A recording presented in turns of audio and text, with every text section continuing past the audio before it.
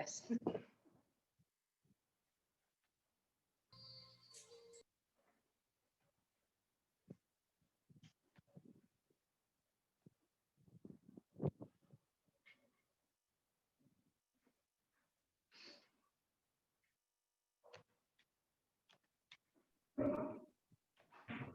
Ok, chicos, vamos a ver. Estamos con el tema de seguridad. En el tema de seguridad y vamos a empezar a ver las presentaciones que tenían algunos de los compañeros. Ya vamos a ver, les voy a poner por acá.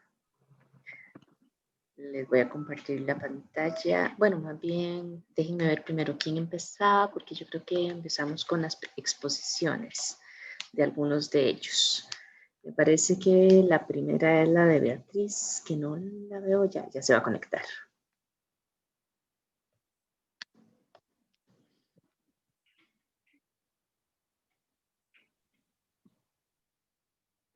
Nieve va por mí.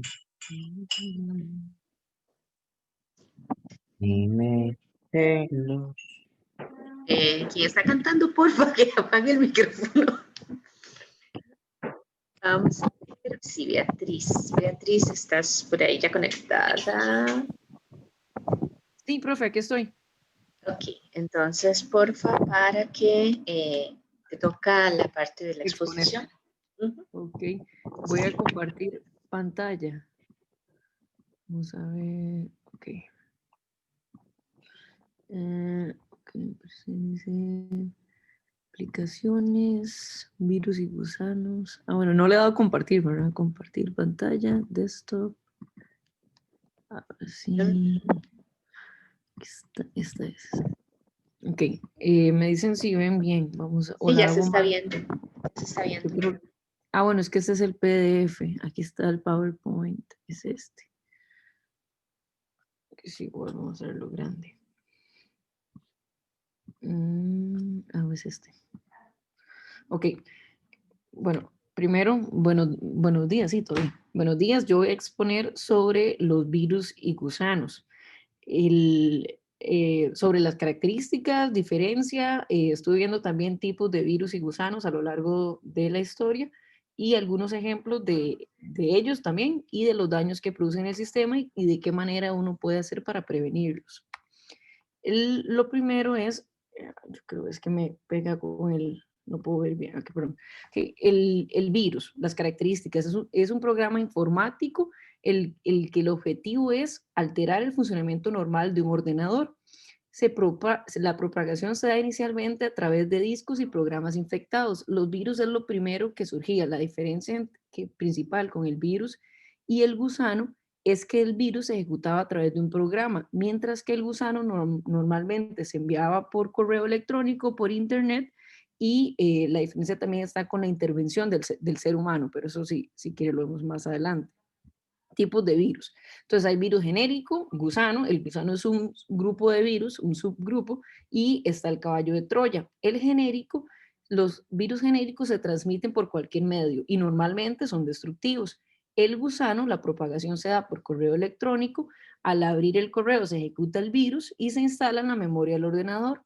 Y luego está el caballo de Troya, que son con ficheros ejecutables provenientes de internet o de correo electrónico. La principal diferencia radica en la siguiente: los gusanos se propagan por redes informáticas y necesitan ser ejecutados por personas, mientras que el virus se propaga por archivos ejecutables y no necesita intervención del ser humano. Un ejemplo, digamos, cuando le llega a uno un correo electrónico, como había un virus que se llama el I Love You, que fue creado por un estudiante si no me equivoco, es asiático, se me fue el nombre del país, pero todo lo que le aparecía a uno en la pantalla fue en el 2000 se creó y le decía adjunto o aquí está la carta de amor que te preparé. Entonces venía el archivo abajo y usted donde le da clic ya es cuando lo ejecuta. Entonces por eso quiere decir que necesita ser precisamente ejecutado por persona, porque si uno no le da clic no se ejecuta. Mientras que el virus es que si yo vengo a instalar un programa en específico o anteriormente cuando las computadoras no tanto tenían redes informáticas, sino que le agregaba un disco, Ya las computadoras ni siquiera tienen para agregarle los discos, pero anteriormente yo le metí un disco y en el disco podía venir el virus.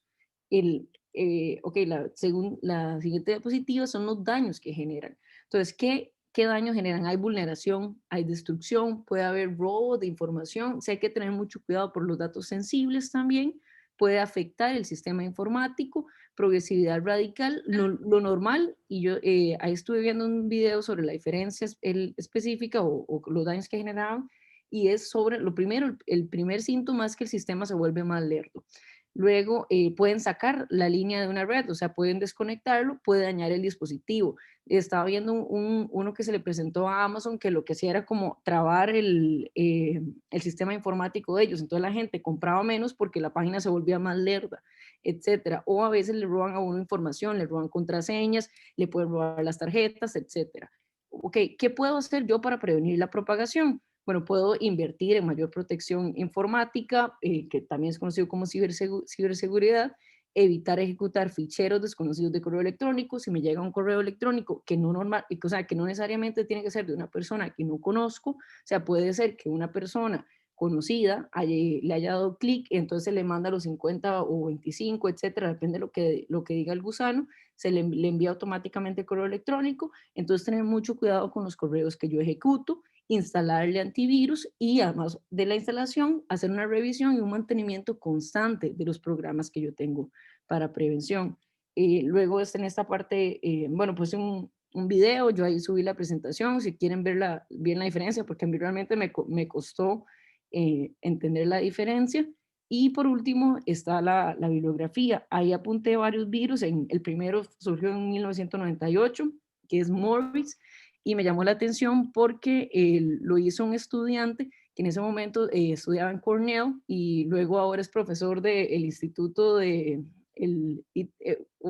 se llama el instituto que es buenísimo en mate en Estados?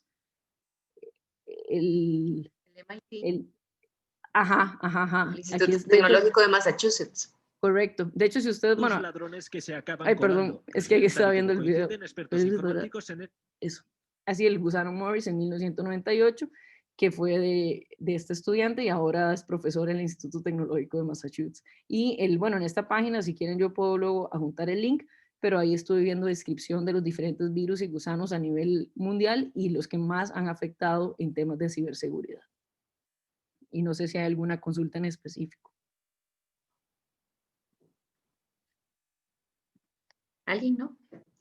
Ahí sí, ahí la diferencia radical, tal vez para que se entienda bien por qué son cosas diferentes. Yo les había comentado que cuando hacemos la parte de programación, nosotros tenemos el código fuente, que es donde nosotros escribimos, y se genera un código objeto, que es el ejecutable, ¿cierto? Entonces, un virus es un pedazo de un código objeto que cuando llega a la computadora queda en la memoria RAM. Cualquier aplicación que comience a ejecutarse en ese momento, obviamente tiene que subir cierta información a la RAM, entonces el virus copia ese mismo pedazo del código objeto en la aplicación. Entonces, de ahí en adelante, cada vez que esa aplicación se abra y si la pasamos de una computadora a otras y demás, nuevamente se sube a memoria RAM y todas las aplicaciones que se abran simultáneamente, se les pega ese código objeto. Es un pedacito de software que se pega en esos códigos objeto. El gusano, en cambio, es un programa diferente. No se pega a ningún otro, sino que, como dijo Beatriz, se transmite, hay que hacerles como un clic y todo para que pueda ejecutarse y entonces es donde empieza la parte de la infección. Como les digo, entonces el virus sí se pega a lo que esté ejecutándose, el gusano sí hay que ejecutarlo en forma independiente. Muchas gracias, Beatriz. Ok, voy a dejar de compartir. Aquí está, listo. No, está dejando de compartir, gracias. Ok. Ahora seguimos ahí. Solo déjame ver. Vamos a ver un poquito ransomware, que ransomware nos lo va a exponer Anthony Margarita. Anthony no está. O si está con otro nombre, porque no lo veo como Anthony me dice, me parece que no está. Ok, el ransomware, es más, voy a compartirles entonces acá la diapositiva. Esto, bueno, esto fue lo que vimos, ¿verdad? Como dijo Beatriz, los caballos de Troya, pues entonces nosotros descargamos una aplicación que nosotros queremos, realmente, no sé, para lo que sea. Y entonces, para dibujar, por decir algo. Y la aplicación realmente tiene lo que nosotros andamos buscando de dibujar o de pintar o de lo que sea. Lo que pasa es que tiene escondido un tipo de programación que es la que puede ser viciosa. Y en esas cuestiones de vicio puede ser tanto que dañe información como que más bien nos esté enviando información a otros lugares, que nos dañe archivos o que nos dañe las aplicaciones en sí mismas. Ahí ya depende de lo que sea que se está programando. Tenemos, déjenme solo verificar que no hay nadie que me exponga este otro. ¿No? Tenemos entonces también esta parte de ataques por inyección de SQL. SQL es un lenguaje estructurado para hacer consultas en bases de datos. Entonces, las aplicaciones web que ya vimos, ¿verdad? Que es cuando yo utilizo cierto tipo de software que es independiente de los sistemas operativos, entonces mis clientes o proveedores pueden utilizar esas aplicaciones sin importar que su sistema operativo sea diferente al que yo tengo como empresa. Entonces, se utilizan estos ataques para alterar las consultas que se hacen mediante SQL a las bases de datos donde está la información, y entonces al alterar esas consultas, pues entonces se incluye algún código malicioso dentro de los sistemas y las redes de mi empresa. Porque, o sea, yo tienen que pensar que yo tengo, por más protegida que esté, ¿verdad? Yo tengo un conjunto de información que es la que voy a compartir con las personas externas. Eso está en algún lugar, y está la aplicación web, que es la interfaz entre esos datos que yo tengo y mis clientes, proveedores o partes interesadas. Entonces, en el momento en el que se logra hacer esa modificación a las consultas de SQL, queda dañado el servidor de la aplicación web o queda con ese virus. Y ese servidor o donde están esos datos tiene relación con la información empresarial, lo que es la parte privada. Entonces, si no tengo un buen nivel de protección para todos los recursos, eventualmente desde lo que tengo en el servidor web podría afectarme a los datos corporativos, ya la parte que es más privada. Por eso es que hay que establecer varios niveles de protección para tratar de que realmente la información más importante no se vea afectada por este tipo de ataques. Ahora vamos entonces con el ransomware, que es el que me está acompañando. El ransomware, como su nombre lo dice, es un secuestro, ¿verdad? Y cuando yo, como hacker, secuestro la información de una empresa, lo que hago es que inicialmente logro acceder a donde están los datos empresariales, todas las bases de datos, los servidores, puede ser uno, puede ser varios, eso depende de la infraestructura y el diseño de la arquitectura que se haya hecho. Y entonces, cuando yo llego a tener acceso a esos datos que voy a secuestrar, lo que hago como hacker es que los encripto. Y solo yo sé cuál es la clave para desencriptarlos, están codificados. Entonces, lo que sucede es que una empresa de repente llega un día, van a ingresar a los datos y no pueden leerlos. No están perdidos, los datos están ahí en el servidor, pero como están encriptados, no logro leerlos y no tengo esa clave. Entonces, el hacker lo que hace es pedir un rescate. Por eso es un secuestro, ¿verdad? Porque entonces yo le digo, usted me tiene que pagar, no sé, 100,000 bitcoins y yo le doy la clave para que usted pueda desencriptar sus datos. Problemas ahí han sucedido, ¿verdad? De gente que paga la recompensa y que le dan la clave para desencriptar, y la misma clave para desencriptar no fue probada por los hackers antes o algo así y no funciona. Entonces, igual los datos están como perdidos porque están ahí, pero no están, no pueden ser desencriptados. Entonces, hay que tener cuidado con eso, ¿verdad? Ya cada cual verá, ¿verdad? ¿Qué decisión toma si secuestran y piden recompensa? Porque otro de los comportamientos que se ha visto es que las empresas que suelen pagar la recompensa después vuelven a ser atacadas y les vuelven a pedir, y les vuelven a pedir, y les vuelven a pedir, porque ya ven que son, por decirlo así, un blanco fácil para que hagan esos pagos.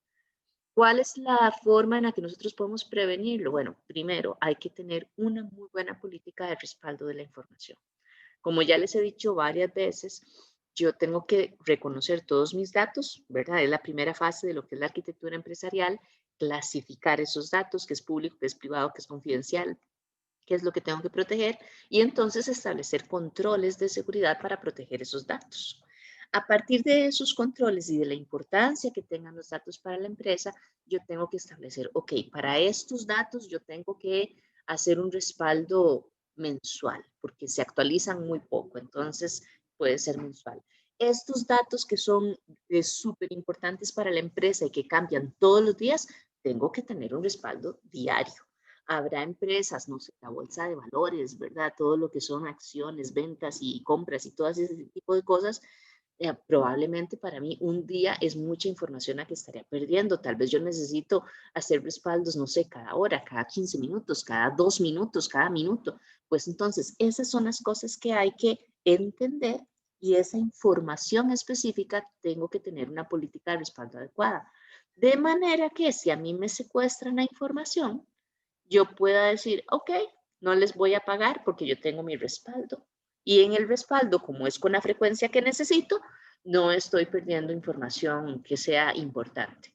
Entonces yo restauro los respaldos, los subo en el ambiente de producción y sigo trabajando como si nada. Obviamente, pues entonces hay que ver cómo fue que el atacante logró acceder a las bases de datos para hacer una mejor protección y demás, pero esa es la mejor forma. Usualmente las empresas que pagan es porque no tenían respaldos adecuados de la información para restaurar las bases de datos. Y tenemos el spyware, que son programas que se van autoinstalando en nuestras computadoras. Ojo ahí, yo sé que muchos sitios ocupan cookies y la gran mayoría de las veces, pues esas cookies son inofensivas, solo nos ayudan a tener una mejor navegación entre todo lo que nos están poniendo, pero eventualmente algunas de ellas podrían ser algún tipo de spyware que queda instalado en la memoria RAM y entonces todos nuestros movimientos los van enviando a ciertos lugares, a donde están las personas que crearon ese virus. Bueno, ese malware.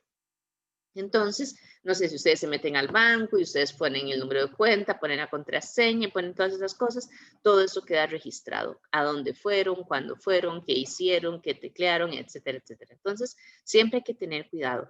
Antes de instalar aplicaciones, aunque sean muy bonitas y demás, siempre es bueno investigar, porque a veces uno con solo poner el nombre de la aplicación te sale algún blog donde te dicen eso es un caballo de Troya o eso es un spyware, no lo instale, mejor tal otra aplicación. Entonces, a veces vale la pena antes de llegar a instalar hacer una revisión para ver todos esos comentarios de la gente y no tener el problema de que estamos nosotros mismos permitiendo que se instale algún tipo de software malicioso. Después de esto está la parte de lo que son los crímenes informáticos. Entonces, primero, ¿verdad? Necesitamos entender que para que algo sea considerado como un crimen, es legalmente ya fue aceptado que es una conducta inapropiada que va a impactar negativamente al dueño, en este caso, de los datos, de los equipos tecnológicos y demás. Mientras no esté contemplado dentro de la ley, y esto no solo sirve para crímenes informáticos, sino para cualquier tipo de crimen, ¿verdad? Cualquier acción que no esté contemplada como un crimen podría ser sancionada tal vez civilmente, pero no penalmente. Entonces, por ahí tenemos que ir viendo cómo se van trabajando las leyes para que se vayan actualizando todos estos comportamientos y estemos protegidos. Pero en fin, los crímenes informáticos se conocen como cibercrímenes, ¿verdad?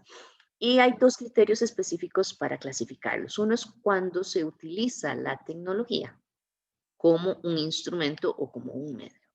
Usualmente esto quiere decir que el crimen es un crimen tradicional, no sé, por decir, secuestrar a una persona, pero se utiliza la tecnología para engañar, para lograr llegar a cometer el crimen.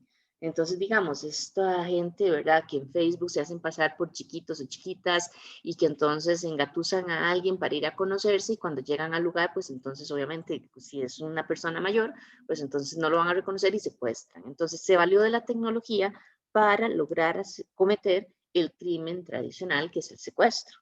¿Ya? Entonces, no es un crimen por sí mismo tecnológico, sino que usaron la tecnología para poderlo cometer. Y la otra, entiendo que en muchos países, no estoy completamente segura hacia acá, que algunos de los crímenes, digamos, si es un secuestro y además el secuestro se hizo usando tecnología, tiene una pena adicional por utilizar la tecnología en forma negativa. Y los otros son como fines u objetivos, que es más bien cuando la intención del atacante, del criminal, consiste en ir a dañar el equipo, el software, las instalaciones tecnológicas, lo que sea, ya propiamente. El daño va hacia la parte de la infraestructura tecnológica, porque eso pues puede generar un alto impacto con respecto a las comunicaciones, la información que se comparte, la toma de decisiones que se puede requerir en caso de que se pierda información y demás. Participan dos tipos de actores. Obviamente la parte del sujeto activo, que es el atacante. Aquí les comento, ¿verdad? Pues siempre lo pongo acá. En realidad, el hacker, que es el nombre que todos conocemos, nació más bien como un grupo de personas que saben mucho de tecnología y que se ponían retos como tipo travesuras, pero que en realidad no tenían una intención criminal. Entonces es el famoso, jaja, yo fui el que logró acceder a la base de datos principal del Pentágono, pero no hicieron nada. El reto es acceder a la información, ya por estar ahí ni les importa, ni la leen, ni nada. Y los crackers eran los que utilizaban todo su conocimiento tecnológico para entrar y ahí sí robar la información o espiarla o copiarla o lo que fuera. Ya eso sí tenían mala intención. Sin embargo, lo que se hizo famoso fue el término hacker y por eso ahora se habla de hackers para bien, para arriba y para abajo. Y tenemos el sujeto pasivo, que son las víctimas, que tenemos el problema de que muchas veces la gente no delata, no anuncia, ¿verdad? No comunica todos estos problemas de que fueron atacados tecnológicamente porque les da vergüenza, porque se sienten tontos y cuando estamos hablando de una empresa, el problema es decirle a mis clientes, ay, vean, todos los datos que yo tengo de ustedes fueron robados por un delincuente porque eso hace que tengan un impacto muy grande en la imagen, en la confianza que va a tener la gente y eventualmente podrían quedarse sin clientes, ¿verdad? O mucha gente podría migrar hacia otras compañías más seguras. Entonces, también depende mucho del sector industrial y demás, pero por eso mucha gente prefiere no decirlo. Y ya cuando lo dicen a veces es porque el impacto ya lo han sentido muchos de los clientes y entonces no les queda de otra, lo cual también hace que sea muchísimo más difícil atrapar a los delincuentes, no solo por la misma tecnología que esconden los IPs de sus computadoras y que hacen enmascaramientos para que digan, bueno, brinca la señal, ¿verdad? De donde viene todo el ataque de Costa Rica, como que viene de Canadá, pero en Canadá parece que viene de Rusia y de Rusia parece que viene de Singapur y por fin no se sabe dónde empezó. Además de todo eso, el hecho de que pase mucho tiempo antes de que alguien haga la denuncia, hace todavía más difícil hacer un buen seguimiento. Entonces, pues por ahí hay algunos problemas. Y lo que es el cibervandalismo es ir directamente a hacer cualquiera de estas cosas, interrumpir, desfigurar o destruir todo lo que son los sitios de Internet. Entonces, si alguien se ve afectado por eso, también es considerado un crimen el cibervandalismo. Tipos comunes de cibercrímenes. Aquí vamos a hablar de la suplantación y el sniffing, que eso lo tiene Valeria. Valeria, ¿estás ahí? Valeria, no la veo.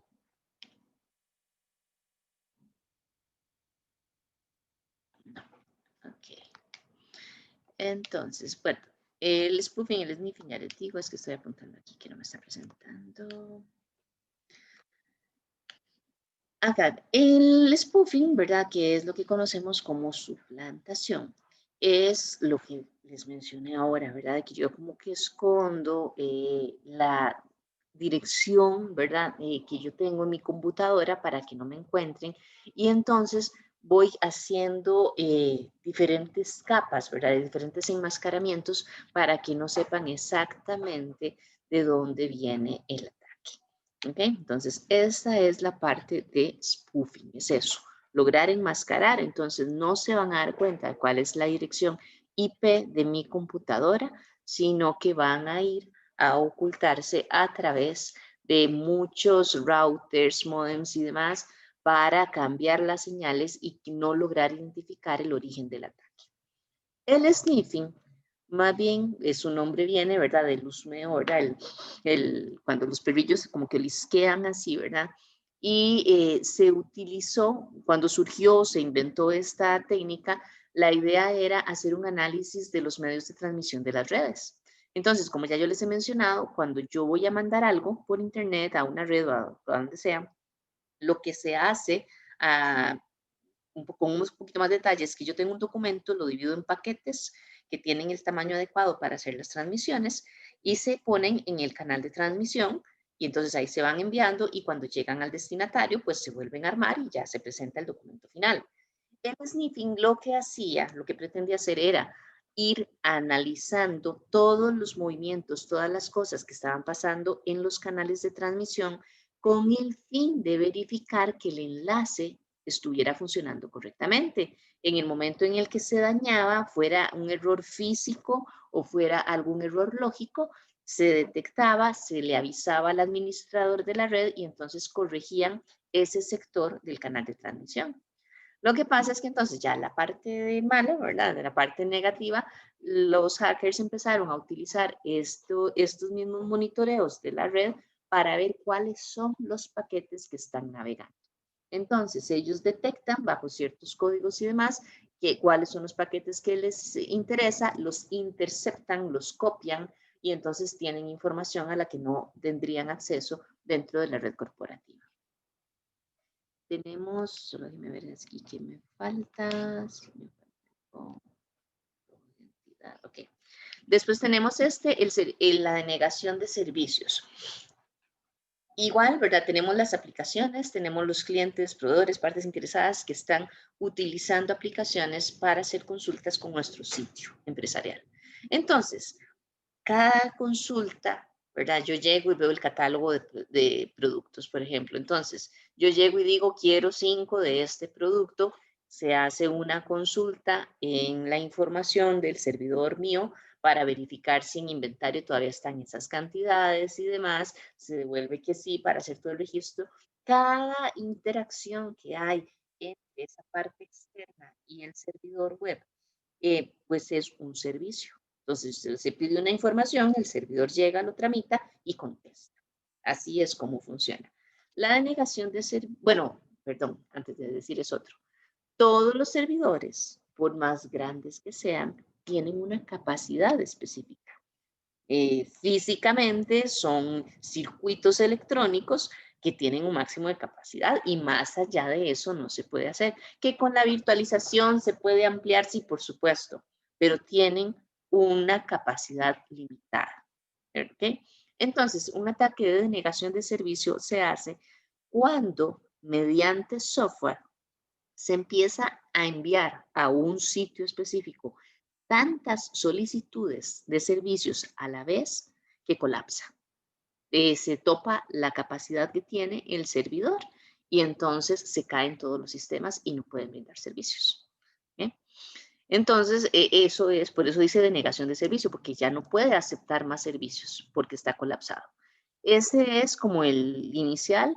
Hay un enfoque distribuido, que es el que dice ahí al final, el DDoS, que lo que se hace es que en vez de que el ataque venga de un solo sitio, de un solo lugar, todas las solicitudes, que es una forma que se implementó como seguridad, ¿verdad? Cuando vienen muchas solicitudes de un mismo lugar, se cancelan, no son recibidas por el servidor para evitar ese tipo de ataques. Pero entonces empezó esto otro, que lo que hacen es que, por decirlo así, no quiero asustarlos, pero ustedes llegan a Starbucks, a McDonald's, a donde sea, y se conectan en la red.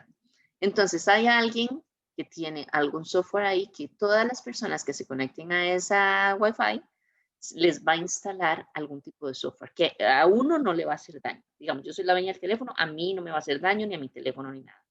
Pero en el momento en el que esa persona quiere hacer un ataque, lo que hace es que manda una señal, por decirlo así, mediante internet y todos los dispositivos que tienen ese software instalado empiezan a hacer los envíos de servicios al servidor que está siendo atacado.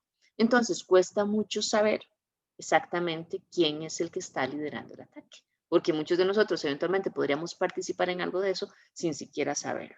Y entonces, como los dispositivos están en un montón de lugares diferentes, pues ¿cómo sabemos cuál fue el que empezó? Entonces, por ahí, nuevamente, hay que tener mucho cuidado en dónde se conecta uno y para qué y qué información comparte y demás. Después tenemos también el robo de identidad, que ese nos lo va a exponer Sebastián. Sebastián, ¿estás por ahí? Sí, profe, aquí estoy. Perfecto. Sí, Voy a sí se me escucha dejar bien, de ¿verdad? compartir. Sí, sí, te escucho. Voy a dejar de compartir. Ok.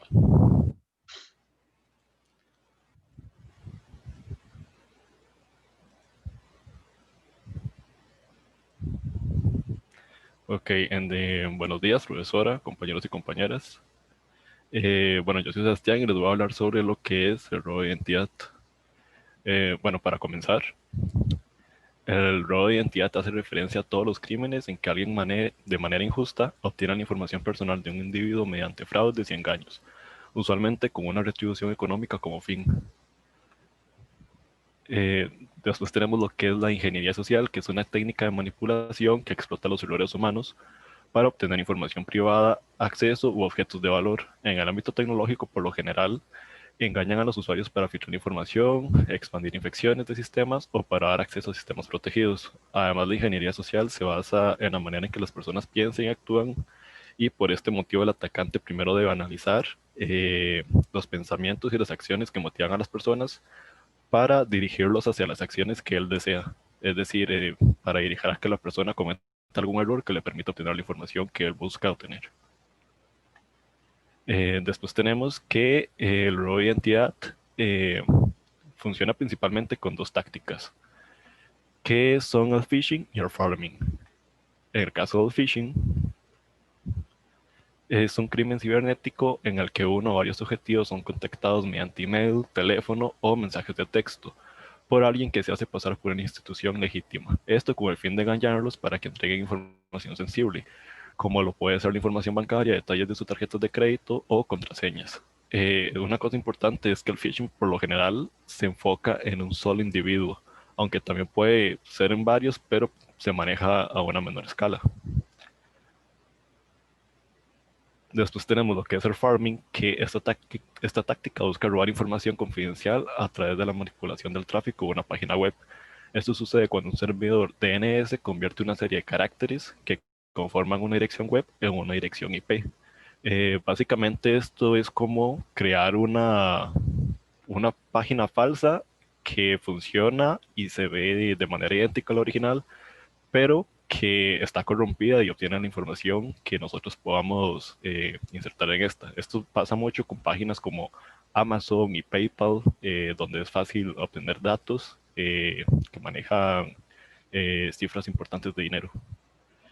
También, para llevar a cabo esto, es posible que se haga instalando algún tipo de troyano o de virus que a grandes rasgos modifique los archivos host de nuestros dispositivos para redirigir nuestras búsquedas hacia páginas falsas, que son las que les comentaba. Otra forma también es ejecutar esto al corromper un servidor de DNS, atacando masivamente a los usuarios de la red, y de esta manera es posible instalar troyanos, virus o simplemente robar información confidencial de las personas. Esto sucede especialmente en el Wi-Fi público, porque las defensas que tiene el Wi-Fi público son muy vulnerables y en algunas ocasiones son prácticamente mínimas. Y de hecho, hace algunos años, si no me equivoco, no estoy muy seguro de la fecha, pero hubo un caso en Washington donde hubo un filtrado masivo de datos del gobierno de los Estados Unidos, y ellos culparon a Rusia del robo de los datos.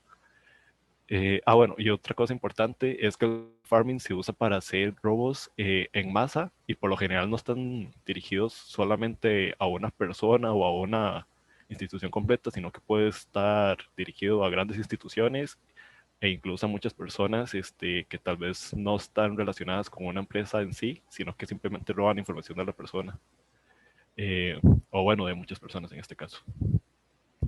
Y bueno, eso sería todo de mi parte.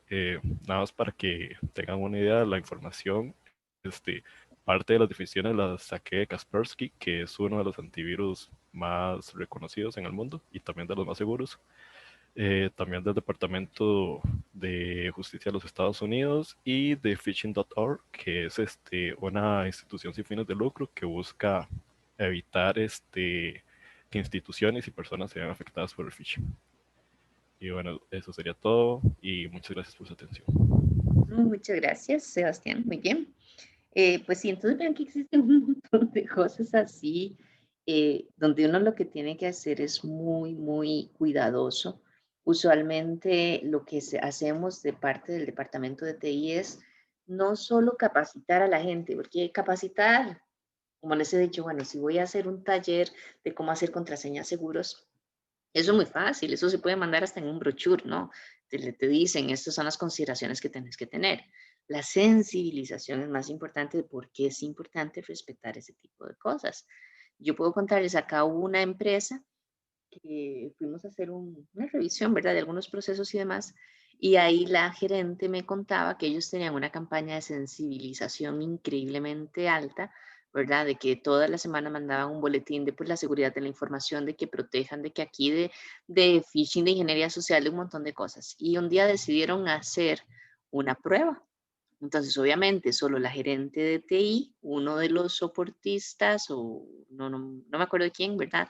Y el gerente general eran los únicos que sabían que se iba a hacer esa prueba, donde ella, por decir, ustedes ven, digamos, si fuera alguna institución financiera, ¿verdad? Que, por ejemplo, en el dominio ponen .fi.cr. Entonces, ella se hizo una cuenta falsa, ¿verdad? Y era otra empresa, no era un banco. Pero por decir algo así, ¿verdad? En vez de poner .fi.cr, puso .fl.cr. Entonces, en el correo, ¿verdad? Que ella mandó de esa dirección y con el enlace y demás, ella les ponía que estaban haciendo una renovación de todas las cuentas institucionales. Entonces, que por favor hicieran clic en el enlace para actualizar su usuario y contraseña.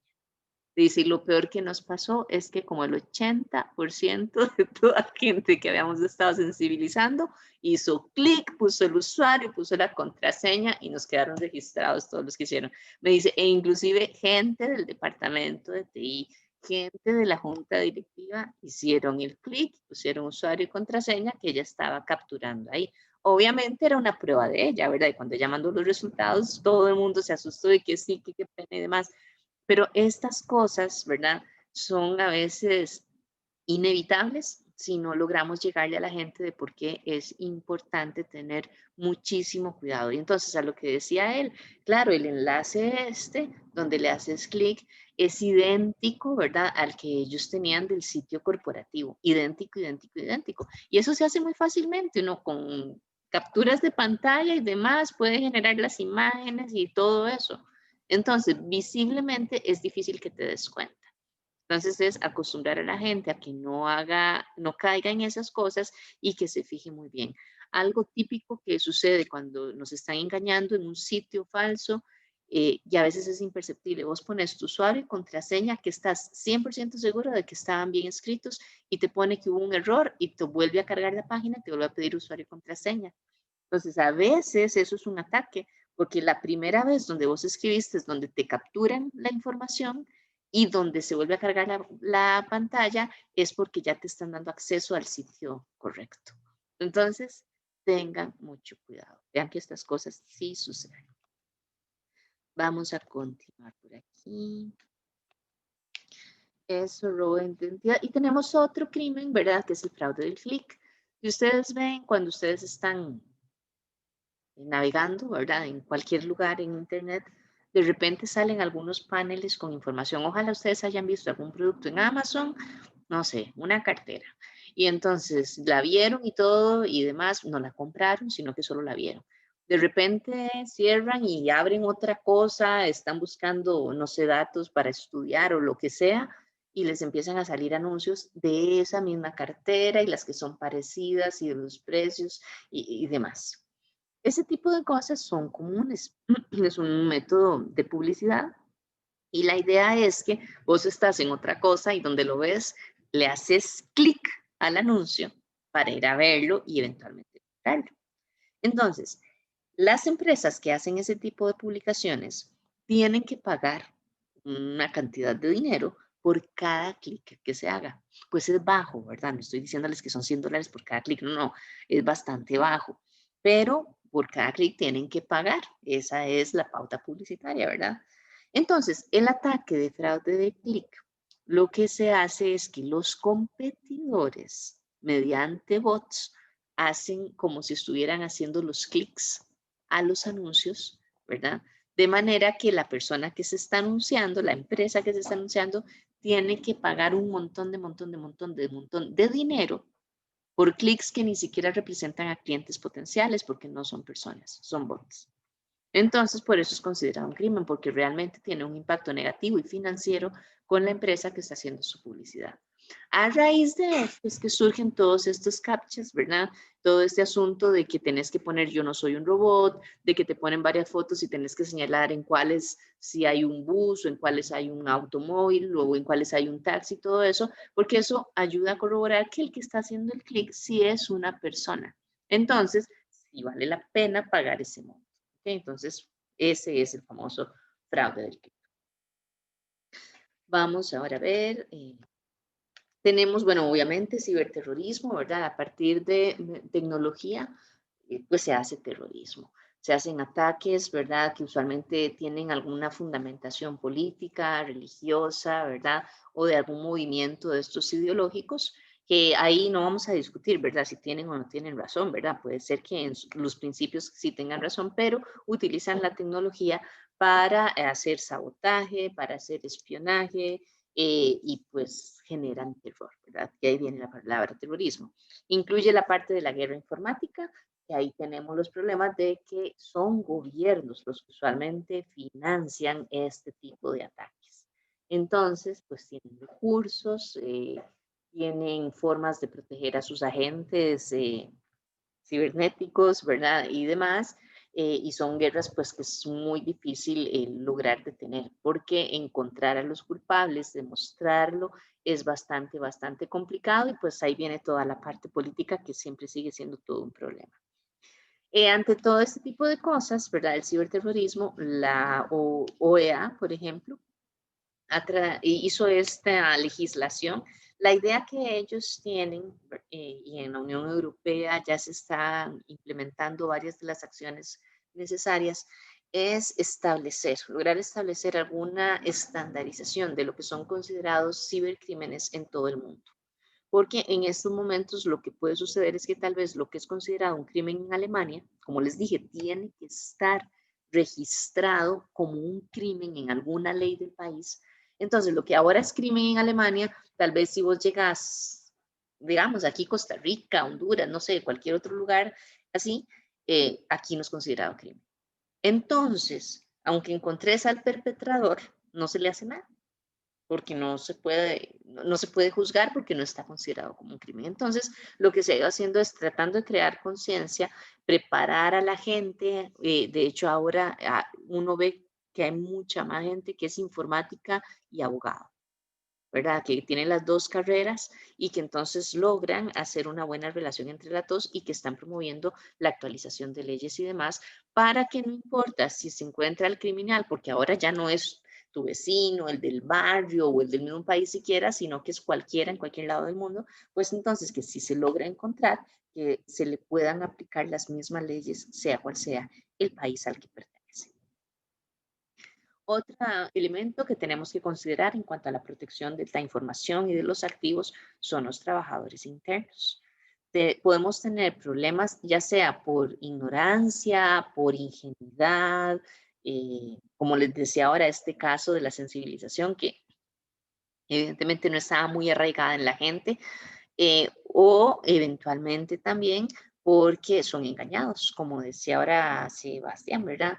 La ingeniería social se basa en la empatía que uno pueda generar con otra persona para sonsacarle información de claves, contraseñas, accesos y demás.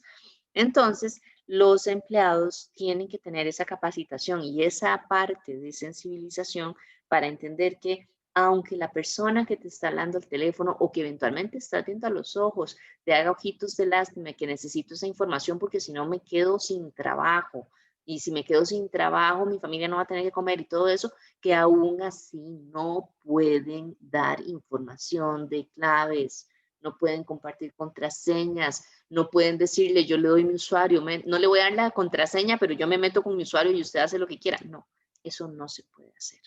Y entonces, por ahí mismo es donde uno a veces llega y por decir algo, uno ve cosas como que, no sé, cada cajero tiene su propia cuenta.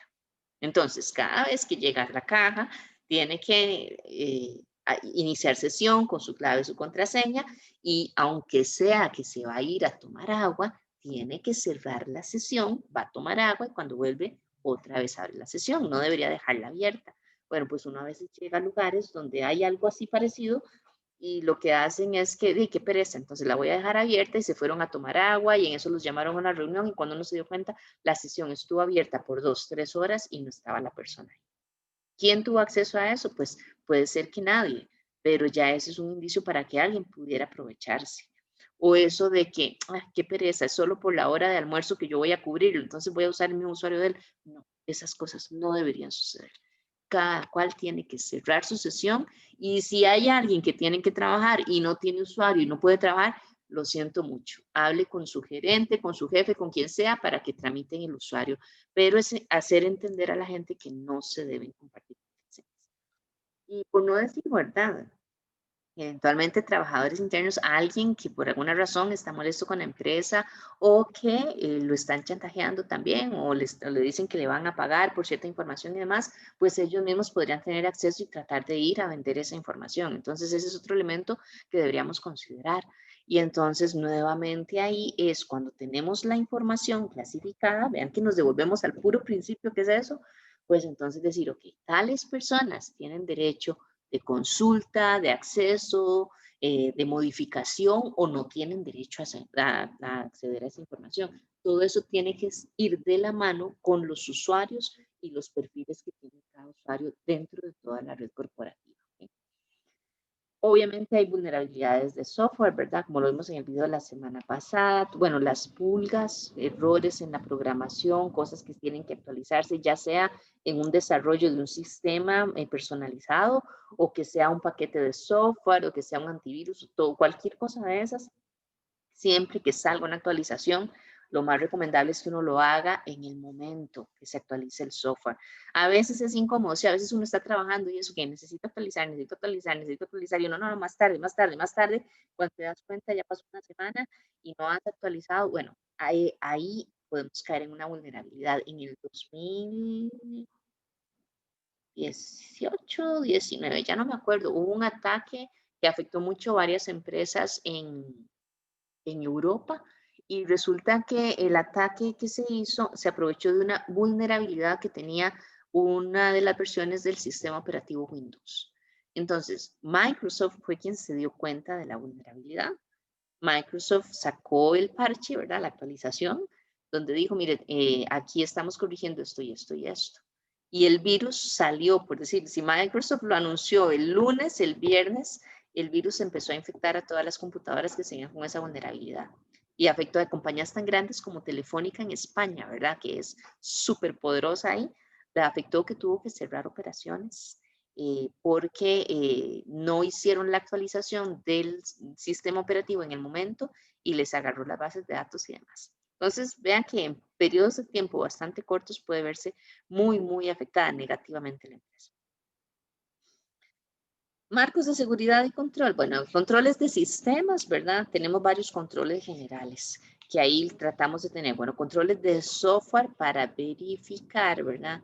Que tengamos accesos autorizados, que los programas tengan todas las actualizaciones, que si se da un cambio, usualmente en una empresa, si desarrollamos software, por ejemplo, la gente que programa no debería tener la potestad de actualizar los códigos objeto de los sistemas que están en producción. Entonces, claro, hay muchas cosas que hay que ver, el tamaño del departamento y todo, pero lo ideal es que, digamos, los programadores programan, tienen los códigos fuente y los códigos objeto con los que hacen las pruebas. Cuando hacen las pruebas, las hacen en un ambiente de pruebas, no en el ambiente de producción, que es donde están trabajando todas las personas. Cuando las pruebas tienen el visto bueno, es entonces cuando hay otra persona, el usuario o el dueño del proceso, del sistema, da el visto bueno y entonces autoriza a que otra persona haga la instalación del código objeto actualizado. Entonces, por ejemplo, ese tipo de controles ayudan a que no sea el mismo programador el que está tratando de meter alguna pulga en el sistema, ¿verdad? Porque entonces vean que son cositas que podrían pasar. Y si nos damos cuenta, cuando ya pasó, pues ya tenemos las consecuencias negativas. Controles de hardware, pues hay que ver que todo el equipamiento, todas las partes físicas y demás estén en las condiciones adecuadas. Controles de operaciones de la computadora, hay algún software que lo que hace es vigilar quién hace qué tipo de cosas. Dependiendo de las políticas de la empresa con respecto al uso de la tecnología, eventualmente yo podría tener un software que monitorea mediante la red quienes están instalando aplicaciones en la computadora. Y entonces yo podría tener el listado de las aplicaciones autorizadas y cuando alguien instala algo que no está ahí, pues entonces genera una alarma. La alarma, pues sí, como acusetas, como quieran verlo y demás, pero la idea es que la gente no vaya a descargar dentro de la red corporativa aplicaciones que eventualmente son spywares, por ejemplo. Entonces, por ahí puede haber cierto tipo de controles. Controles de seguridad de los datos, ¿verdad? Ahí yo trato de verificar que los datos no van a ser accedidos, como les digo, por personas que no tienen la autorización de sus jefaturas. En buena teoría también dentro de las políticas de la empresa, cuando yo entro a trabajar en la empresa, mi jefe es quien le va a decir a informática, vea, aquí tengo a Alejandra Selva, necesito que me dé un usuario para ella para que pueda acceder a este sistema para, digamos, ingresar datos y hacer consultas y editar. Para este otro sistema, solo para hacer consultas y a nada más. Entonces, en buena teoría, a mí me generan ese perfil de usuario y cuando yo llego a la red corporativa, solo puedo acceder a la información que mi jefe dijo. Así es como debería hacerse, ¿verdad? Pero entonces también tendríamos que ver, bueno, si lo tenemos hecho así, si realmente se cumple lo que está planificado y eventualmente, bueno, vamos a dejar que la gente use los puertos USB como quieran, porque hay empresas donde ya yo he visto que condenan el puerto USB. Entonces, solo hay unas 2 computadoras en toda la empresa donde están activos los puertos USB. El que quiera copiar datos ahí tiene que tener la autorización también de su jefatura, su supervisor o algo así. Entonces, se controla muy bien qué es lo que sacan. Igual se tienen que tener algunos controles para verificar por internet qué es lo que se está sacando, qué tipo de archivos están saliendo de la empresa. A veces no es solo revisar lo que entra, sino también lo que está saliendo. Controles de implementación, lo que hacen es tratar de verificar que todos los procesos en cuanto a desarrollo de software, en cuanto a gestión de tecnología y demás, cumplen con ciertas características de calidad, de seguridad, de protección y demás, para verificar que no nos esté faltando nada. Entonces ahí miden más las actividades, el proceso en sí mismo, que los resultados, que son los que se ven con otros tipos de controles. Y los administrativos, que es la parte de verificar que estén actualizados los estándares, las políticas, los procedimientos, que cualquier decisión que se tome así, que tiene las autorizaciones de todas las partes interesadas, las partes responsables y que se implementan correctamente. Dentro de aplicaciones propiamente, ya cuando estamos utilizando algún software específico, hay 3 generales. Los controles de entrada de la información, que es lo que ya les he mencionado, que es cuando yo trato de validar que los datos que se ingresan son válidos. Entonces, si yo tengo errores en los datos de entrada, pues obviamente los datos de salida van a tener errores, voy a tener problemas en el procesamiento. Entonces, aquí tratamos de verificar que todo lo que llega está bien. Los controles de procesamiento son para verificar que el algoritmo con el que nosotros estamos modificando los datos o manipulándolos sean correctos. Y los controles de salida, pues lo que hacen es también asegurar que todos los resultados del procesamiento son entregados de forma adecuada, se almacenan correctamente en las bases de datos, se generan adecuadamente los reportes, se distribuyen oportunamente, etcétera, etcétera. Ahora, en esta parte, y esto es como para hacer una breve introducción al tercer tema teórico, que es el de la gestión de riesgos, pues hacemos la evaluación de los riesgos con respecto al uso de la tecnología. Es importante entonces conocer el valor de todos los activos de información que tenemos. Ahí estamos hablando de toda la infraestructura tecnológica. Esto obviamente se debería hacer una vez y se va actualizando conforme se adquieran nuevos elementos tecnológicos, conforme se vayan depreciando o conforme eventualmente se vayan desechando, ¿verdad? Pero la primera vez, pues obviamente es la más difícil porque es donde se tiene que hacer todo el inventario. Reconocer todos los puntos de vulnerabilidad, tanto de hardware como de software y como de infraestructura física. Nada gano con tener mucha protección de hardware y de software si, por ejemplo, los servidores se encuentran en el vestíbulo de la empresa y cualquiera que pase por ahí puede desconectarlos, meter cualquier cosa, ¿verdad? Entonces, por ahí tengo que saber cuáles son mis vulnerabilidades.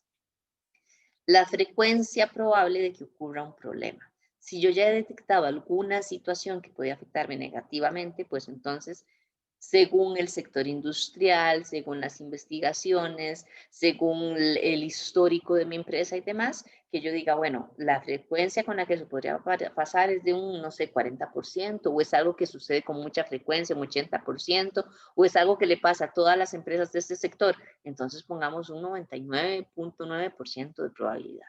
Pero tengo que reconocerlo porque después vamos a ver que la probabilidad de ocurrencia de uno de estos riesgos tiene mucha relación con respecto a las decisiones que se van a tomar después para gestionar el riesgo. Y obviamente el daño potencial o el impacto. Porque igual yo puedo tener algún evento que sucede el 99.9% de las veces, pero que el impacto es ínfimo, casi que ni se dan cuenta.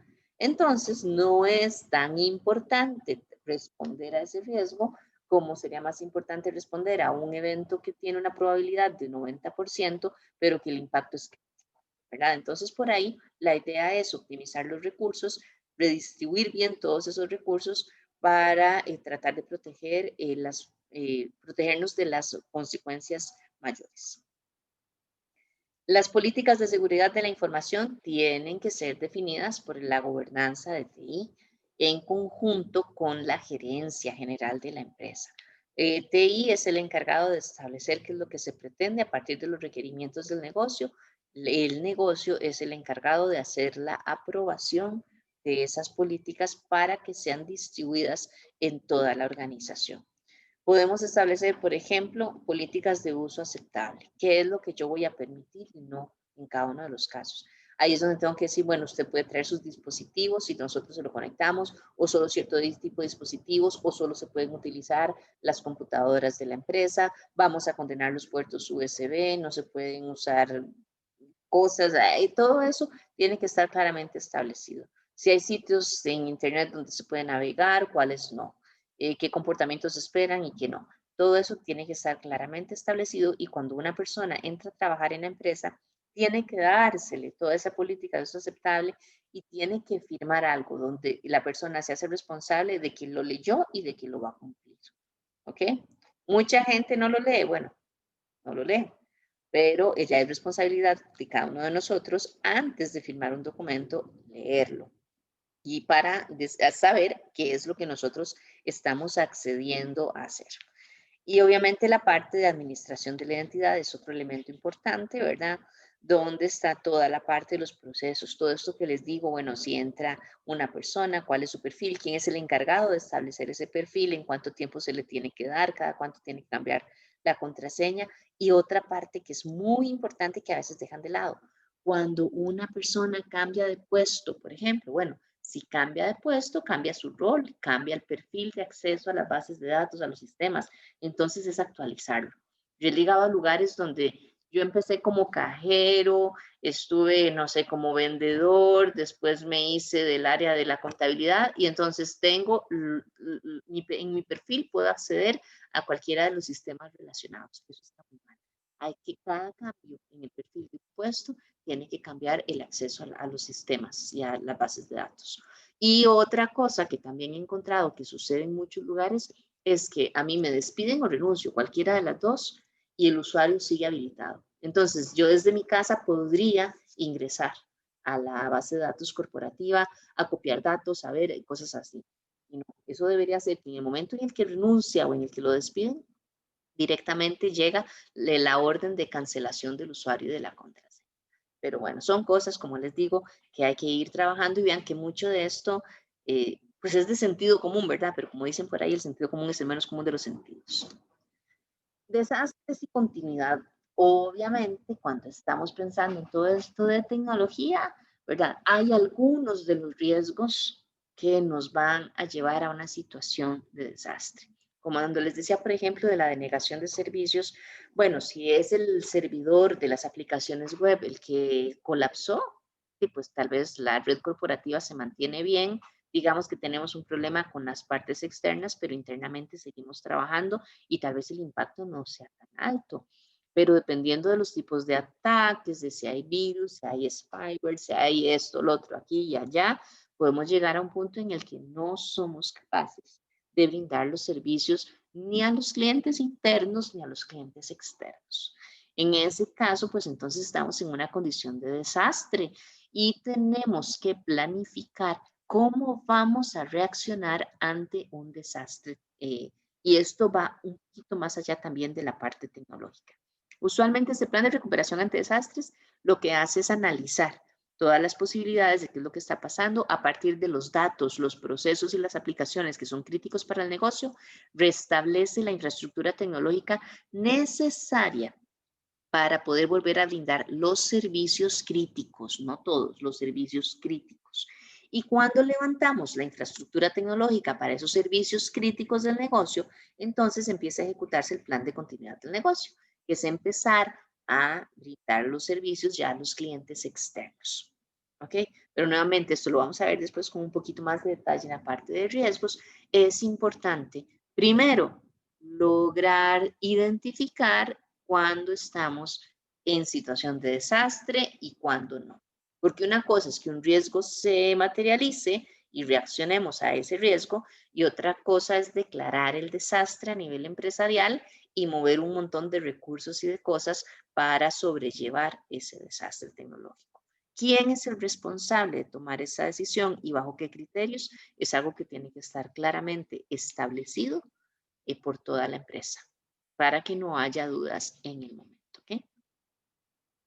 En protección de recursos, pues tenemos autenticación, ¿verdad? Que es verificar que la persona que dice que está accediendo a las bases de datos o a los sistemas es quien dice ser. El método más común, que también es el más barato, son las contraseñas. Y aquí vamos subiendo en cuanto a complejidad y en cuanto a costos. Después están los tokens, que los tokens es cuando tenemos como ¿verdad? Algún codificador, ¿verdad? Que no, en un momento dado le apretamos y nos da un código que es el que tendríamos que escribir y que eso está en comunicación con el servidor y eso ayuda a verificar. Entonces, usualmente no tenemos solo el token, ¿verdad? Sino que tenemos usuario, contraseña y además un token.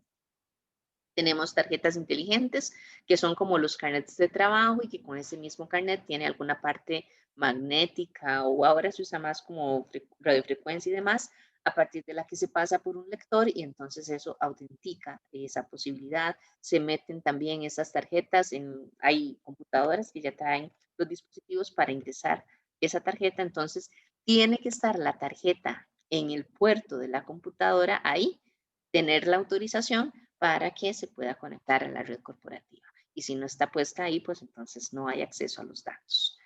Eventualmente la autenticación biométrica, que es ya cuando utilizamos factores de nuestro cuerpo para poder lograr el acceso. El método más común es el de las huellas dactilares, que pues eso puede ir cambiando difícilmente, ¿verdad? Pero puede ir cambiando si la persona cambia mucho de peso, ¿verdad? Si eventualmente te cortaste un dedo y te queda una cicatriz, entonces hay que tener procedimientos también para poder actualizarla, pero obviamente fijándose que si es la persona correspondiente. Otro método que se usa bastante es mediante la lectura de la retina del ojo, que le he visto mucho que a la gente no le gusta, a los empleados no les gusta eso, porque como que les da miedo que el aparatillo esté tan cerca del ojo y que esté leyendo, y que entonces, aunque uno en las películas lo ve que se usa con mucha frecuencia y muy fácilmente, en general no es un método muy bien aceptado, pero bueno, de ahí habrá que medir el nivel de privacidad que necesitan, las diferentes salas o informaciones que tenemos ahí almacenadas para ver si vale la pena ir incorporando todo este tipo de herramientas. Y cuando hablamos de autenticación de 2 factores, es que hago mezclas entre estos, como lo que les decía ahora, que usualmente el token se usa con la contraseña. Bueno, ese es de 2 factores. Podría utilizarlo de 3, de 4. Como les digo, ahí depende mucho de qué tan importante es mantener la confidencialidad y la privacidad de la información y de qué tanto dinero tengo yo para invertir en tecnología, ¿verdad? Y por supuesto, siempre manteniendo un equilibrio. Ya se los he dicho varias veces. Si la información que tengo ahí en una base de datos es pública, está en todo lado, pues entonces, ¿para qué voy a invertir en proteger esa información si es pública, verdad? Enfoquemos los recursos en lo que sí es confidencial. En cuanto a prevención y detección, pues aquí tenemos, estos son como los 4 principales métodos, ¿verdad? Pero hay muchas, muchas otras formas. Tenemos los firewalls. Los firewalls son como un servidor, digamos, donde nosotros podemos controlar el flujo de información tanto que entra como que sale a nuestra compañía. Funcionaría parecido, digamos, si ustedes vivieran en un condominio y ustedes tienen un guarda en la entrada. Entonces, el guarda en la entrada es lo que nosotros veríamos como el firewall. Entonces, digamos, si llega un mensajero, el mensajero le dice al guarda, mire, yo estoy buscando a Alejandra Selva en la casa tal. Entonces, el guarda no deja entrar al mensajero, sino que me llama a mí y me dice, mire, que aquí hay un paquete para usted. Deja pasar el paquete. Entonces, yo desde adentro, yo le digo, sí, déjelo pasar. Claro, en este caso, como les digo, el guarda no dejaría entrar al mensajero, sino que el guarda me traería el paquete a mi casa. Entonces, yo llego, lo abro, si eventualmente yo tengo que dar una respuesta, yo le doy la respuesta al guarda y el guarda se lo da al mensajero. Entonces, esa es la forma como más sencilla que yo puedo explicarles para que vean cómo funciona un firewall. Eso es lo que hace. Cuando digo que controla los datos de salida, eventualmente sería como que el guarda tiene órdenes de revisar qué es lo que yo estoy mandando. Entonces, por ejemplo, si yo estoy mandando un papel firmado de vuelta, el guarda dice si esto puede irse. Pero si yo estuviera mandando, no sé, una pistola, el guarda dice, no, usted no puede sacar un arma, o sea, jamás, ¿dónde está el permiso? ¿Dónde están esas cosas? No puedo dejarla que usted entregue eso. Entonces sería algo más o menos parecido. Uno configura el firewall para decir qué información puede dejar entrar y qué información puede dejar salir de la red corporativa. Eventualmente uno puede utilizar no solo uno, sino varios. Yo puedo tener, digamos, entonces, la parte de los servidores web, ¿verdad? Que son los que se comunican directamente con los clientes externos mediante Internet. Entonces, puedo tener un firewall ahí para el servidor web. Pero adicionalmente, si el servidor web tiene que comunicarse con la red de datos corporativa, puedo tener otro firewall entre el servidor web mío y mi red de datos corporativa. Entonces, ya ahí estoy protegiendo por niveles y puedo poner tantos firewall como quiera, nuevamente dependiendo de la importancia de proteger la información y de cuánto puedo invertir en eso. Hay sistemas de detección de intrusos, ¿verdad? Que son sistemas que uno instala y que entonces automáticamente van detectando en ciertos puntos donde ya hemos identificado algún tipo de vulnerabilidad, van detectando todos los posibles accesos. Y siempre que encuentre algún patrón de comportamiento que es sospechoso o algo que ya nosotros configuramos como que es un posible ataque o algo así, pues entonces van a emitir las alertas para que las personas especializadas vayan a hacer un análisis. Eventualmente van a decir, no, esto digamos que es un nuevo tipo de consulta, pero no representa ninguna amenaza, entonces ya se vuelve a configurar eso para que lo detecte como un comportamiento normal. Pero si se encontró que sí era una amenaza, pues entonces también ya queda ahí documentado y entonces se siguen generando directamente las alarmas. Entonces por ahí lo que tratan de hacer es encontrar el momento en el que se está tratando de hacer el ataque. Pero es como decir, encontrarlo a la puerta. No ha entrado, no ha contaminado nada, no se roba nada, sino que simplemente está tratando de entrar, ¿ok? Obviamente tenemos los antivirus y los anti-spyware, que bueno, son software que uno los compra, los instala, tiene que hacerse la actualización, como les dije antes del caso este del sistema operativo de Windows. Si no hacemos las actualizaciones oportunamente, podemos meternos en problemas. Entonces es también establecer una política de actualización de software que esté vigente y que alguien se encargue de cumplirla bien. Y tenemos otros sistemas que son mucho más complejos, mucho más caros también, que son la Administración Unificada de Amenazas. donde ahí lo que se hace es que se combinan diferentes elementos tecnológicos para proveer mayor seguridad. Elementos como que puedo tener algunos firewalls, puedo tener sistemas de detección de intrusos, obviamente tengo antivirus y tengo anti-spywares, puedo establecer diferentes redes privadas virtuales. Entonces, no, aunque yo esté, como digamos, en la universidad, de esto de los laboratorios virtuales, por ejemplo, yo puedo acceder a la red universitaria, pero tengo que tener un usuario especial para la red privada en la que se encuentra el laboratorio virtual.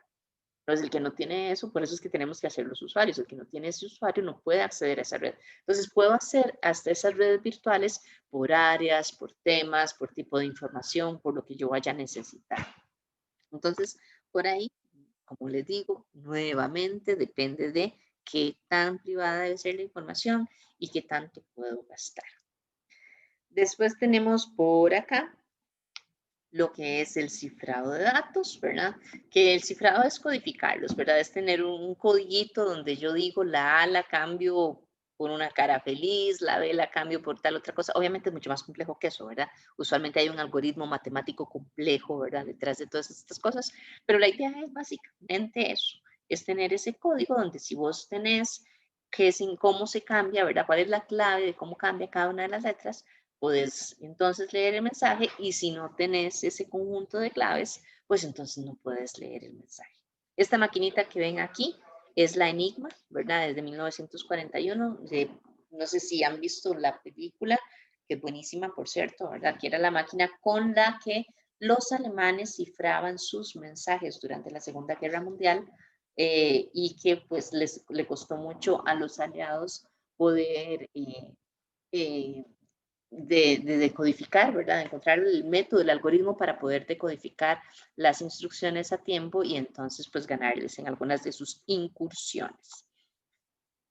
Dentro de lo que es el cifrado tenemos uno que es de clave simétrica, que fue el primero que se generó así como de uso bastante común y lo que hace es que tenemos una clave que es la que usa tanto la persona que emite el mensaje y que lo está codificando como la persona que va a recibir el mensaje y que lo va a decodificar. Para esto se requiere entonces de que se establezcan sesiones seguras en Internet, que nosotros tenemos que proveerlas con toda la parte de todas las herramientas tecnológicas y la protección de recursos que nosotros decidamos instalar. Y la clave pues debería ser sólida, ¿verdad? Sólida es que sea una clave con bastantes caracteres. La recomendación es que sean unos 128 bits. Por lo menos. Si hacemos una clave muy pequeñita, pues es fácilmente descifrable, ¿verdad? Entonces, esa es la idea.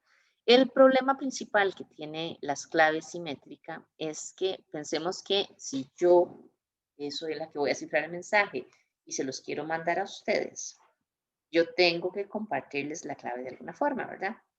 Entonces, la clave no la puedo mandar cifrada porque ustedes no conocen la clave para decodificar. Entonces tengo que mandarla libre. Entonces, por ahí la transmisión de la clave puede no ser segura. Obviamente es diferente si estamos hablando de que yo estoy en mi casa, me conecto a internet y ustedes la reciben en sus casas, que si estamos todos dentro de la misma red privada virtual, ¿verdad? En ese caso, pues entonces es más sencillo que podamos compartir una seña así nomás, porque ya estamos dentro de una red privada.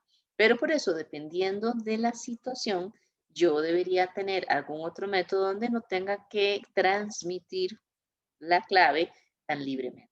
¿Okay? Y por esa razón es por la que se hizo, ¿verdad?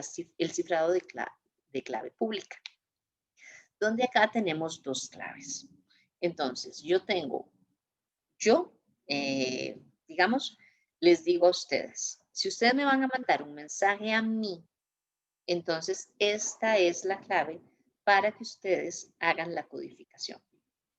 Entonces, todos ustedes pueden codificar sus mensajes y me los mandan a mí.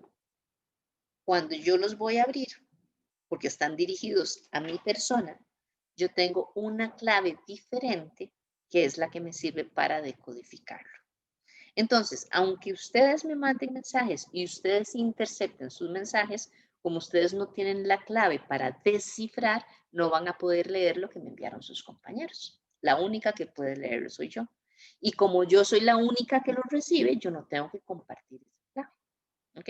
Entonces, por eso es que es muchísimo más segura. Cualquiera puede captar el mensaje, pero solo yo me sé esa clave. Ahora, igual volvemos a la parte de sensibilización. Si yo la comparto, pues entonces ya pierdo toda la seguridad, ¿verdad? Pero ya eso es, digamos que es otro tema. Desafíos que tenemos con la clave pública. Bueno, primero, tengo que ustedes, cuando me van a mandar un mensaje, tendrían que verificar que con la clave que yo les di, la clave pública, ustedes me están escribiendo a mí.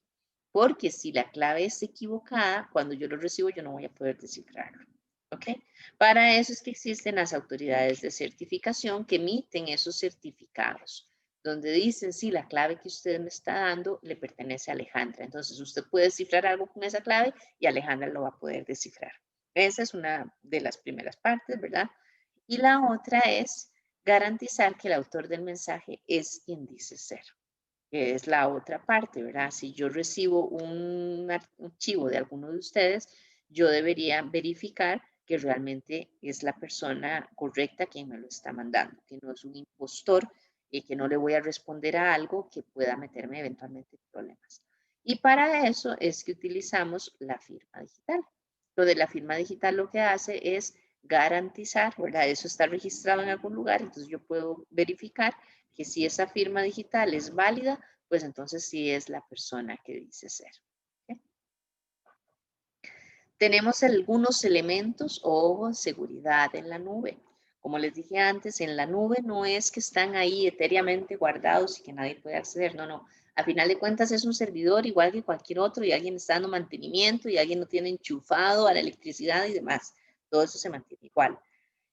Lo que hay que entender es que cuando nosotros tomamos una decisión de usar la nube, que puede ser muy válida y demás, tenemos también que analizar, volvemos al mismo tema, la importancia de la privacidad de los datos. Porque entonces, si yo tengo datos que son muy críticos para el negocio y que tienen que ser confidenciales, yo debería decirle a mi proveedor que necesito que me los proteja bien. ¿Va a tener un costo adicional? Sí, va a tener un costo adicional, pero no puedo dejarlos a la libre solo porque están en la nube.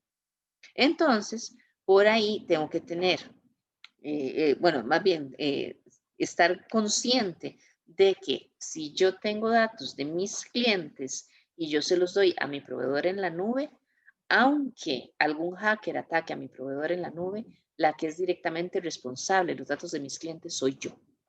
Entonces, yo tengo que verificar que el proveedor me está protegiendo los datos de la manera en la que yo se los solicité. ¿Okay? Entonces, a partir de eso, tengo que nuevamente establecer un muy buen contrato. Si tengo un proveedor en la nube que me hace un preciosazo, pero que no me los va a proteger, ya es negocio quien decide si lo toma o no lo toma. Puede haber recomendaciones del departamento de TI, pero a final de cuentas es una decisión de negocio. Ahí es donde ustedes tienen que tener esto muy claro. ¿Qué tanto van a exponer esos datos por disminuir el costo? ¿No será mejor ver otros proveedores, qué otros precios me dan y demás? O medir si no me sirve, pues entonces que eventualmente cuál es la alternativa. Será tener los servidores a modo local. Ok, ahí. Dentro de la nube, pues elementos que tenemos que hablar, ¿verdad? Confirmar el nivel de protección que me da el proveedor, que es lo que les estoy diciendo. Conocer las reglas de privacidad de la jurisdicción. Si mis datos están almacenados en un servidor en Tailandia, pues entonces, ¿cómo me podría afectar eventualmente la regulación de Tailandia? Yo tengo que conocer eso también. Nuevamente, si son datos privados muy confidenciales, ¿verdad? Si no, si son datos públicos que yo solo los tengo ahí para procesamiento, entonces no importa. Pero por ahí sí tendría que tener estas consideraciones. 3, esto es muy importante. ¿Cómo va a responder el proveedor en caso de que yo esté en un desastre? Y cuando hablo de un desastre, es decir, ojo, alguien me atacó, se cayeron todos los sistemas y entonces ahora en este momento yo necesito restaurar los respaldos. Y los respaldos los tiene el proveedor.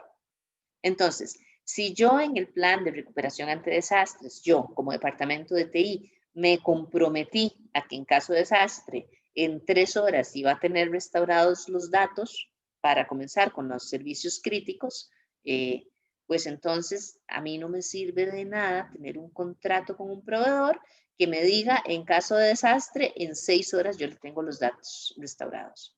¿Por qué? Porque las 6 horas que me da el proveedor no cumplen con las 3 horas que yo le estoy prometiendo al negocio. Entonces, o renegocio mi relación con mi proveedor o cambio de proveedor. Pero tengo que tenerlo muy claro, porque no es tan raro que en algún momento de desastre no se cumplen con los tiempos. ¿Y por qué? Porque en el contrato con el proveedor no decía tal cosa, entonces yo no sé qué, entonces yo no sé cuánto, y aquí y allá. Y no porque vaya a ser mala intención, tal vez el mismo proveedor dice, no, yo dije 6 horas, y tal vez me las tienen 4 porque sabe que estoy en una emergencia y me ayuda y está con la camiseta puesta y todo, pero igual 4 horas no cumplen con mi requerimiento de 3. Entonces tiene que estar establecido en un contrato, ¿ok?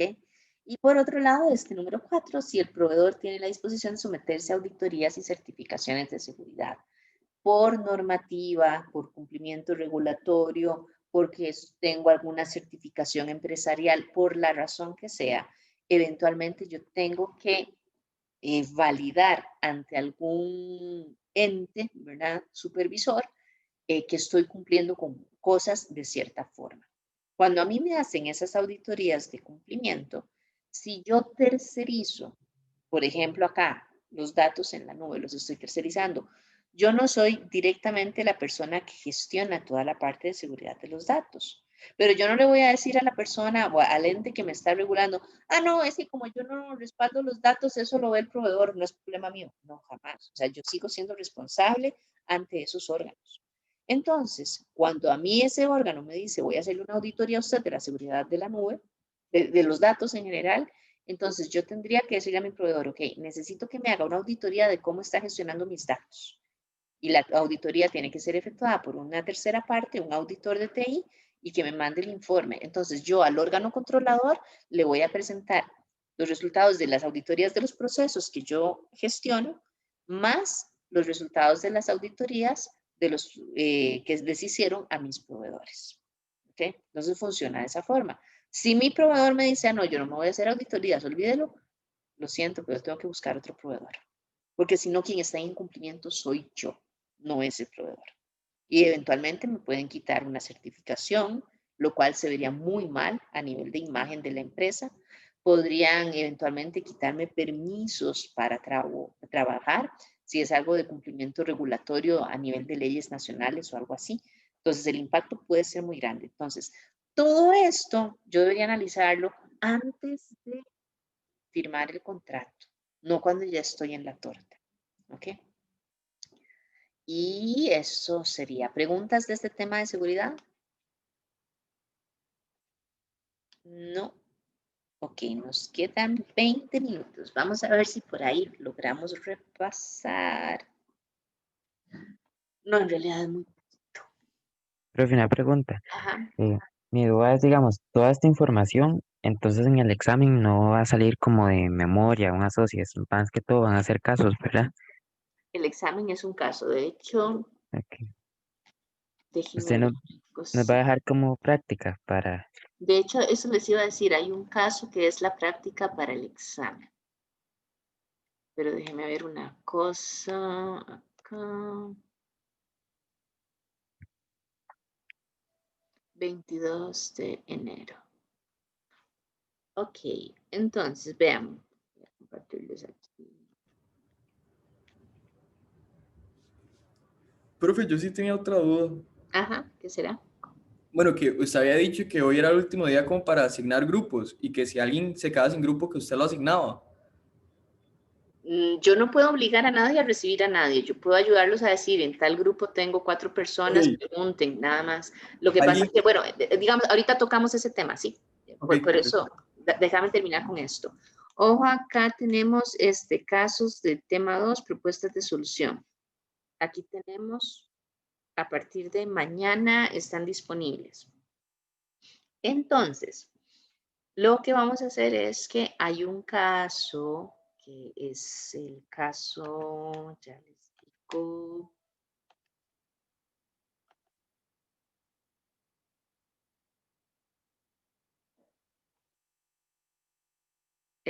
el 12. Este caso 12 es lo que es el examen, así literalmente. Las preguntas son lo que es el examen. Entonces, lo que me van a hacer es que me lo van a resolver en grupo. ¿Ok? Me lo van a entregar. Traten de hacerlo sin ver la propuesta de solución. De por sí yo me voy a dar cuenta. Y la idea es que lo estudien para el examen. Entonces, me lo van a entregar.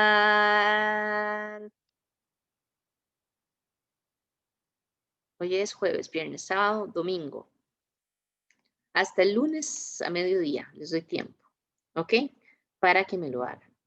Entonces, vean que está el reporte del caso, donde están los hechos relevantes, el problema central, análisis, las 3 alternativas y la solución escogida, ¿ok? Y a partir de lo que hicieron en el reporte del caso, estas son las mismas preguntas del examen. ¿Qué tipo de transformación digital se puede lograr en la empresa a partir de la solución identificada previamente? ¿Cuáles serán los beneficios esperados a corto y mediano plazo, tanto a nivel interno como externo? ¿Ok? A partir de los componentes de la infraestructura, ¿qué cambios deberían realizarse para garantizar que dicha infraestructura favorezca la obtención de los resultados esperados? ¿Es necesario alinear la arquitectura empresarial o puede permanecer intacta? 3. ¿Qué tipo de sistemas de información y aplicaciones empresariales se deberían incorporar en el proceso de transformación digital? ¿Será necesario cambiar el modelo del negocio actual de la empresa? ¿Con qué estrategia procurarían obtener una ventaja competitiva? ¿Y cómo TI podría apoyar esa estrategia? Y 4, considerando las vulnerabilidades de la infraestructura de TI, ¿qué tipo de controles de seguridad deberían ser definidos? ¿Cómo se deberían proteger los recursos de TI? ¿Qué consideraciones adicionales habría que tener en caso de que se haya optado por trabajar en la nube? Esto, vean qué es lo que estábamos hablando ahora. Ahora, estas 4 preguntas que están aquí es la forma en la que yo les voy a ver cómo han estudiado, si tienen claros los conceptos teóricos. Vean que yo no les estoy pidiendo, digamos, Profe, en estas sistemas de información, yo no les estoy pidiendo que me definan qué es un sistema transaccional. Yo quiero que ustedes me digan, ¿deberíamos incorporar un sistema transaccional o es un sistema de apoyo a las decisiones? Eso es lo que yo busco. ¿Qué me ibas a decir, perdón? bueno, no sé si soy solo yo, pero veo todavía mediación virtual. No sé si... Ay, perdón. Ya les voy a compartir. Eso me pasa, porque a veces comparto toda la pantalla y a veces se me va, busco la aplicación de lo que tengo ahí y eso es lo que comparto y se me olvida que tengo que cambiar la otra. Es esto. Gracias, profe. Ok. Entonces, ven, estas son las preguntas del examen. Aquí igual, a partir de los componentes de infraestructura de TI, ¿qué cambios deberían realizar? Esto es a partir de esta solución que está aquí, esta que ustedes me dieron. Entonces, si ustedes me dicen que ustedes van a alquilar servicios en la nube para el respaldo de la información, entonces, en infraestructura tienen que decirme, ok, bueno, vamos a trabajar en la nube, ¿cómo vamos a proteger? Y entonces aquí tienen que decirme, ¿verdad?, qué consideraciones van a tener en cuanto a seguridad por trabajar en la nube. Pero lo que no quiero es que ustedes aquí me pongan una solución donde ustedes me digan que van a comprar los servidores a nivel local y los van a tener en un cuarto ahí bien hecho en la empresa y que aquí me empiecen a hablar de cómo van a utilizar la nube, porque entonces yo digo, bueno, pero ahí dicen que es local y por aquí dicen que es la nube, no tiene coherencia.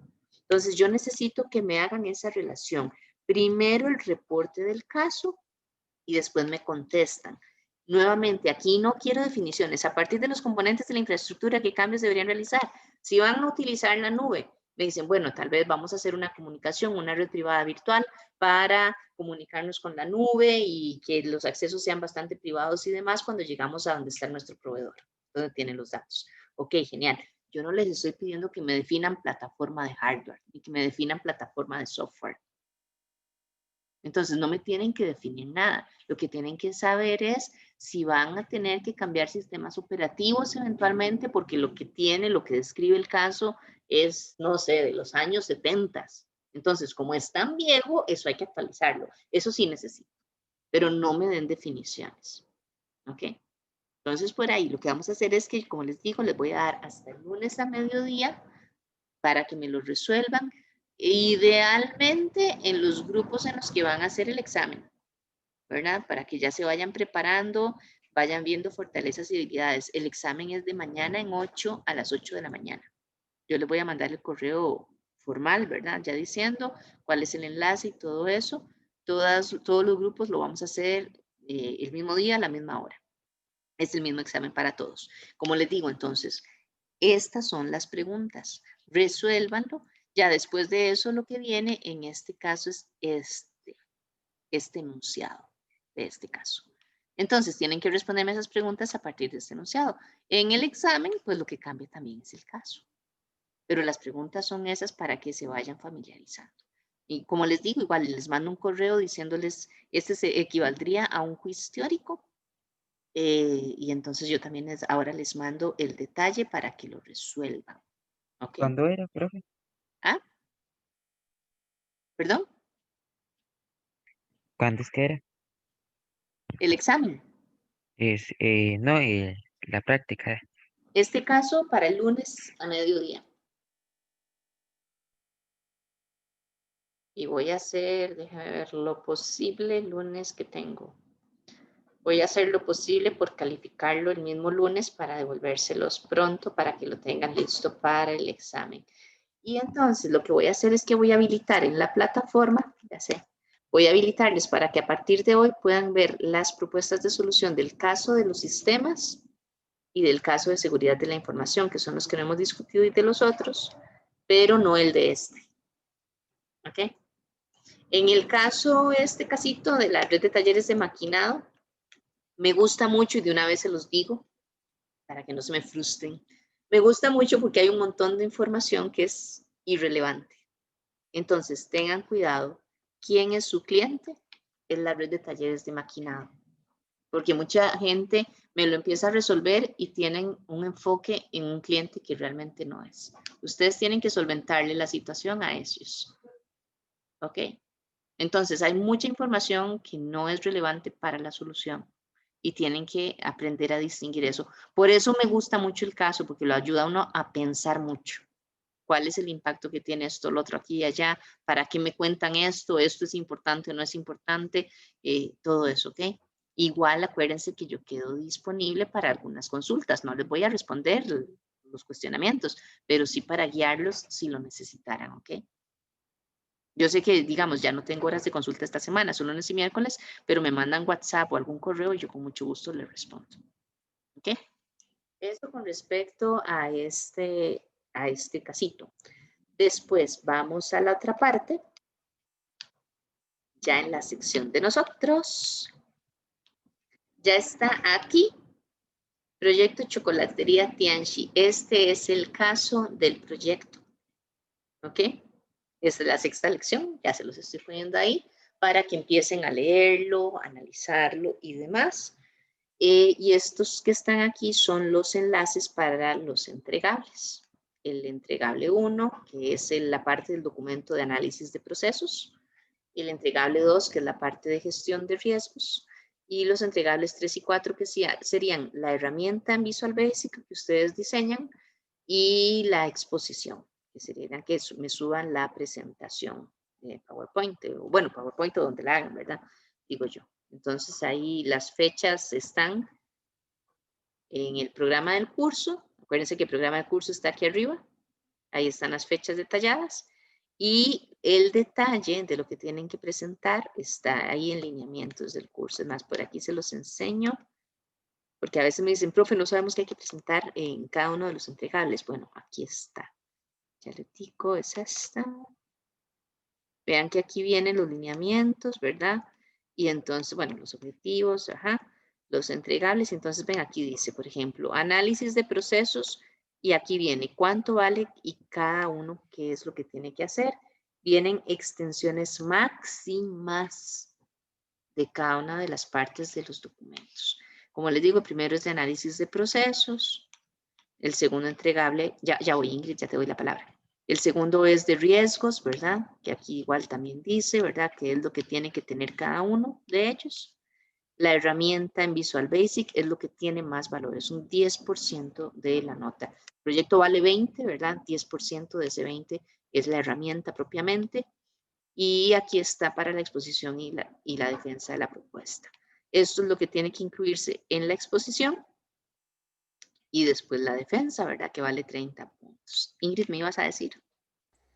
Solo una consulta. Es que la vez que vimos el programa había como una fecha que no estaba bien de un examen, pero sí es el 29, ¿verdad? El primer examen de teoría. Sí, eso yo lo actualicé. Ok. Sí, sí, gracias. Está bien, profe, gracias.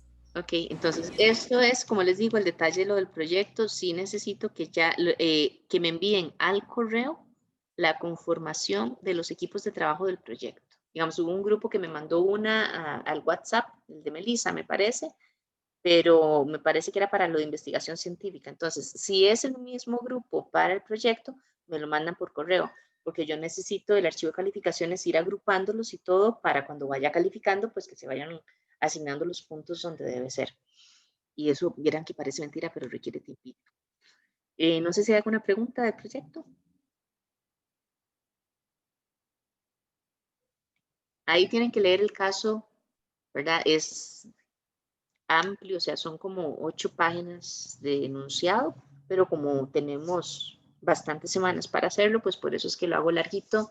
Recuerden que la parte de procesos ahí está pensado para que ustedes vayan leyendo, analizando el caso y demás, y conforme empezamos a ver el tema de procesos, ustedes deberían ir haciendo ese trabajo de análisis de procesos y demás en lo del proyecto.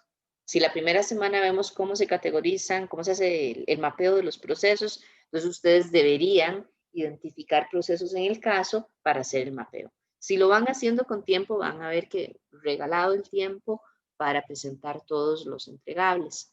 Si lo dejan para así, como que si lo tengo que presentar el viernes, empiezo a hacerlo el miércoles, va a ser un montón de trabajo. Y puede ser que tengan muchas cosas equivocadas. Igual yo estoy disponible para consultas de lo que vayan haciendo en el proyecto. ¿Ok? No, de una vez les digo también, no les acepto que me digan, profe, ya tengo el primer entregable, se lo voy a mandar para que lo revise y me lo corrija, para me diga que está mal para presentarlo la otra semana. No. Si tienen dudas específicas de que no estoy completamente segura porque esto es así y esto es así, se los resuelvo, pero yo no me da tiempo para poder leer todos los documentos antes de la entrega para que lo corrijan y después me lo entreguen y tener que volverlo a leer. Entonces eso sí no podría ayudarles, pero como les digo, dudas específicas con muchísimo gusto. ¿Okay? ¿Alguna otra cosa? ¿Alguna pregunta? ¿Comentario? No. Ok.